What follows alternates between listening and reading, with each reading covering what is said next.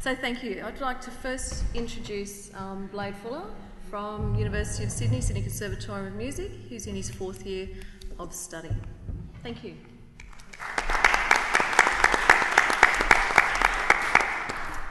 Thank you.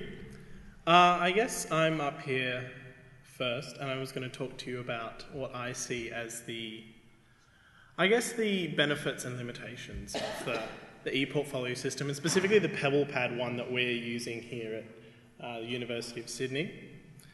Firstly, I'll actually get to my PebblePad.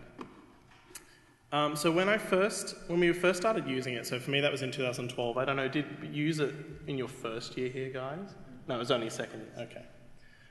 So 2012 we first started using it. The system was different, very different to how it looks now. And it seemed a lot clunkier and more difficult to use in the way that it was. And it looked like it had been designed a little bit in the 90s and it sort of stuck there and not changed since then. So this new system that's being presented with is considerably better, in my opinion, than the one that we first started working with. So it's quite new to us in that way. Now, the whole point of the Webfolio and the ePortfolio is to essentially have an online collection of your experiences, your achievements, and everything that presents you as a professional musician or teacher or any kind of field. Anything that, as you can see at the top, it says a collection of documents and information that present the academic and professional experiences of me, specifically in the field of music education. The good thing about PebblePad, firstly, is this idea of assets. And so every time you create a new asset, it gives you the option to tell you what it is. So how do I say that? You add a new post, which is just a bland insert text here. But the better parts of that is you can input an experience, so a meeting or experience and activity. You input reflections, a particular talent or achievement that you have, an action plan, and all these different things. So if we go into a reflection, this is one of my favourite parts about PebblePad, is the fact that it gives you all these prompts for a title, the date, described what it is you thought, done or experienced, what have you learnt from this. And this has really helped me to create a Webfolio, because I always have the blank page syndrome when I'm presented with, you need to write a reflection. I really have no idea what to write. I came along and I did this and now I feel good about myself. That's not really going to cut it when you're trying to present yourself as a professional, because it doesn't sound very professional. So having these fields to work with is definitely one of the benefits that I've found of the ePortfolio system, particularly PebblePad. Once you've created one of these assets, as they're called, they all end up in this little asset store. So I've got, for instance, there's a music philosophy, which is a statement, and they're all organised with these little icons here. So these are referees here, jobs that I've had, files that I've uploaded, and then down here is various prizes and things that I've input the details of.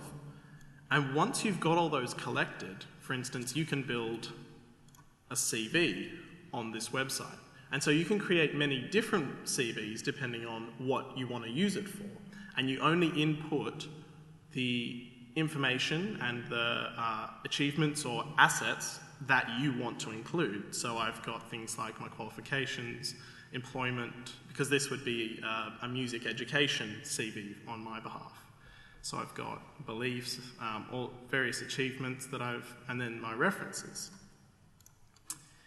And then there's the Webfolio, which is the overarching point of PebblePad, which is a next step up from a CV, which is then a collection of collections, in a way.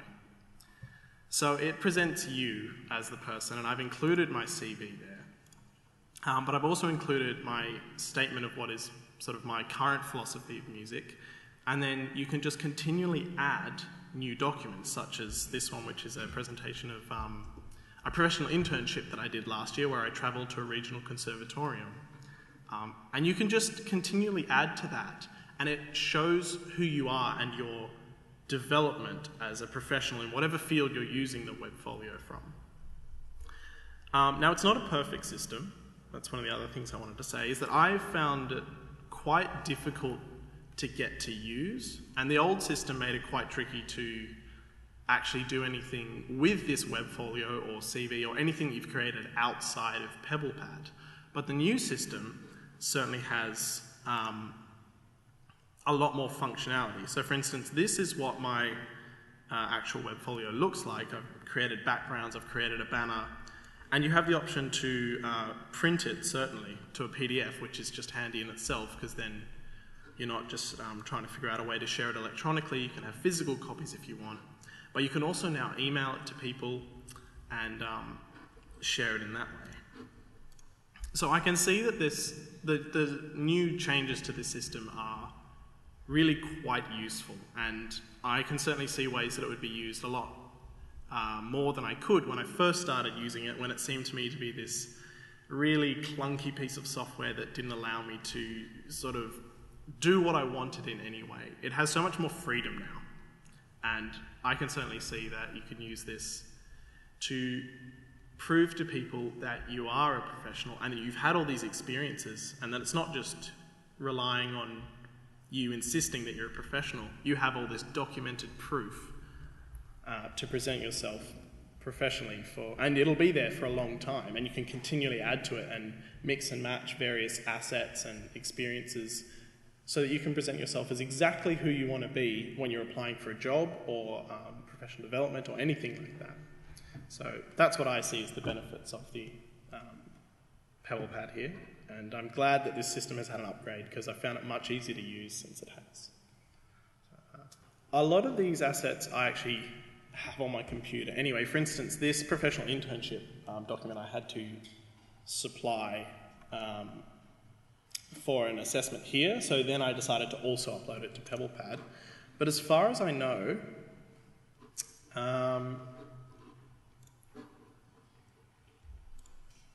you can publish it to the web. Can you download them? Sorry, Jennifer, you can. I think most of the them? assets you can. Yeah, well, pretty much everything. Oh, actually, yes, you can. When you go view, I saw it. Yeah, there you go. Download file. So you can save them all, and you can print them to PDF, like I showed you in the other thing.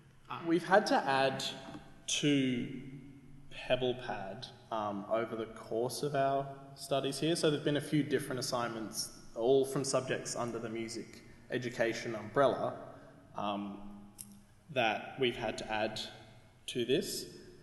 So it could be from all sorts of different things that you've... In fact, the professional internship was sort of an extra thing that I did on the side as a different course, so it wasn't required or anything like that.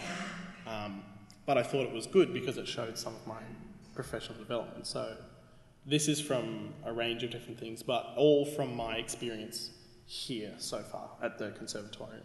I just think I should probably show you that. So if you go, you can go into View, or you can click Edit, or once you've gone into the view, this little button up here allows you to edit it. And then down below these tabs, so you can add a new page, an existing page from somewhere, a collection, which I don't know what collections are, I haven't used them yet, or one of your existing assets. And then you would just choose, so I might click the About Me, and you just click Confirm. And now this About Me is there, and you can just click and drag and move it up there, move it anywhere, you can rearrange them. It's very easy to present it exactly how you want to.